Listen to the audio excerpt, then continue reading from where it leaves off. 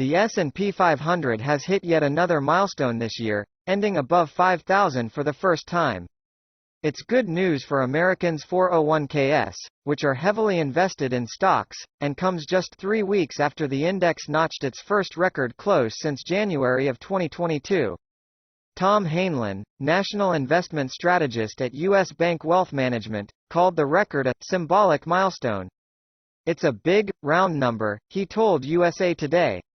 "It's a record high, but I think for the average person with a 401k, it still suggests that the economy seems to be doing well."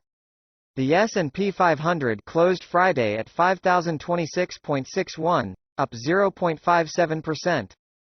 The market's performance has been bolstered by signs that the Federal Reserve has ended its rate hikes and may cut rates this year. Excitement around artificial intelligence advancements has also pushed up companies' stock prices. "We've gone through a pandemic. We're in 2 wars.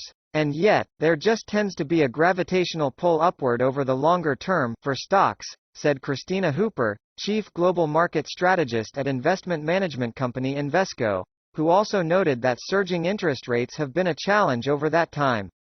"Economists are coming for your 401k. Here's why they say the accounts aren't worth it." So is this a big deal for Americans holding investments in a 401k retirement plan? Yes and no. The S&P 500, an index that includes 500 leading publicly traded companies, is regarded as one of the best gauges of Wall Street's health. When the benchmark index goes up, Americans' 401ks tend to go up as well. "It's a broad group of very important stocks," said Stephen Sutmeyer, Bank of America's chief equity technical strategist. But while the 5,000 milestone is making headlines, experts say it may not sustain that level for long. The first few months of an election year are pretty choppy for markets, according to Sutmeyer. Similar milestones in the past have been followed by dips, which means it may take some time before the index finds its footing above the 5,000 mark. "My guess is we should be able to pass 5,000 meaningfully. But I don't think we surpass 5,000 meaningfully within the next 3-4 months," Sutmeyer said, adding that he doesn't find Friday's milestone to be all that significant.